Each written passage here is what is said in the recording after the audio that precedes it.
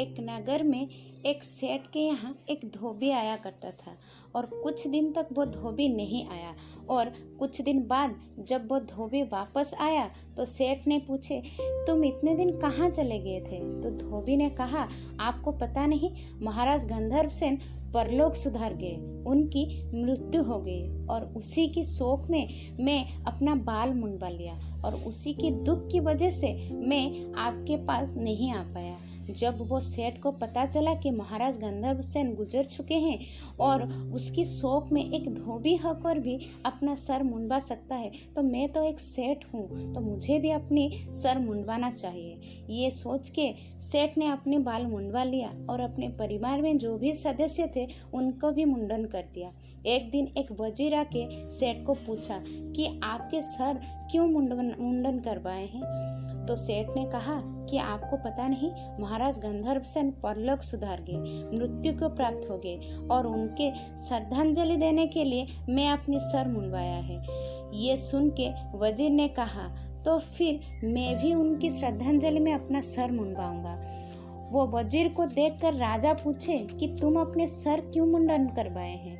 तो वजीर भी वही कहा। ये सुन के राजा बोले, अगर ऐसी बात है तो महाराज गंधर्व सेन की श्रद्धांजलि देने के लिए मैं भी अपना सर मुंडन करवाऊंगा और नगर में जितने भी लोग हैं सबको कह दो कि वो भी महाराज गंधर्व सेन की शोक में अपना सर मुंडन करना है। राजा की बात सुन के नगर में सारे लोग अपना सर मुंडन कर लिए। एक दिन एक महात्मा आए और उस नगर में सबको मुंडन करवाते हुए देखकर वो पूछे कि आप सब लोग गंजे क्यों हुए हो, क्या बात है?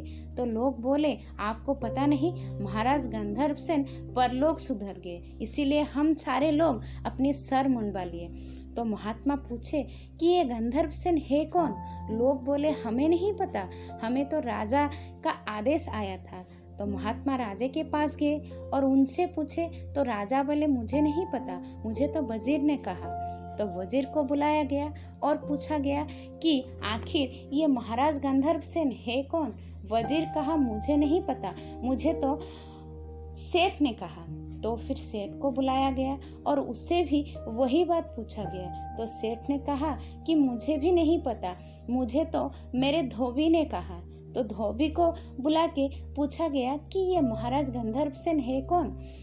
तो धोबी कहा कि महाराज गंधर्व सेन तो मेरा गधे का नाम है और मैं मेरे गधे को बहुत प्यार करता था, क्योंकि मेरा सारा काम वही करता था, मेरी रोजी रोटी उसी से चलती थी। और जब उसकी मृत्यु हो गई, मैं उसको सम्मान देने के लिए महाराज का उपयोग किया और बोला कि महाराज गंधर्व सेन की वजह से अपना सर मुंडवा लिया।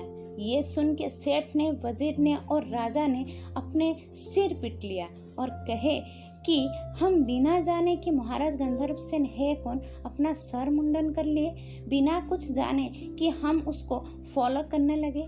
आपको लगता हुआ होगा कि ये एक स्टोरी है, असल में ये तो हमारी लाइफ है। हम तो यही करते हैं, दूसरों को फॉलो, और वो भी बिना सोचे समझे।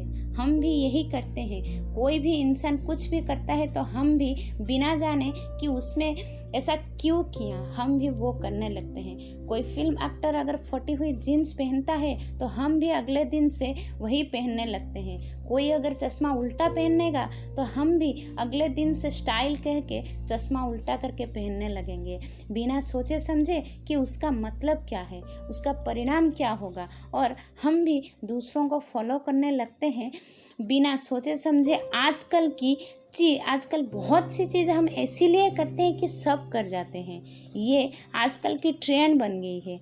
हम ये सोचते हैं अगर हम वैसे नहीं करेंगे तो हम उल्लू दिखेंगे, औरों से पीछे रह जाएंगे, लोग हमको चिढ़ाने लगेंगे, हम पर हंसेंगे, कहेंगे कि इसको स्टाइल के बारे में कुछ नहीं पता, गांव से आया है। ये सब सोच के ही हम दूसरों जो करते हैं हम उसको फॉलो करने लगते हैं। असल में हम मॉडर्न बनने के चक्कर में बेवकूफ़ बन जाते हैं। दुनिया ये सब कर रही है, इसके चक्कर में हम हर दूसरे दिन एक नया स्टाइल को अपना बनाने लगते हैं, ये बिना सोचे समझे कि वो सब हमारे लिए ज़रूरी है या नहीं, हम ये सब क्यों कर रहे हैं, इसका परिणाम क्या होगा, क्या ये सही है या गलत, सिर्फ इसीलिए कि कोई और ये सब कर रहा है।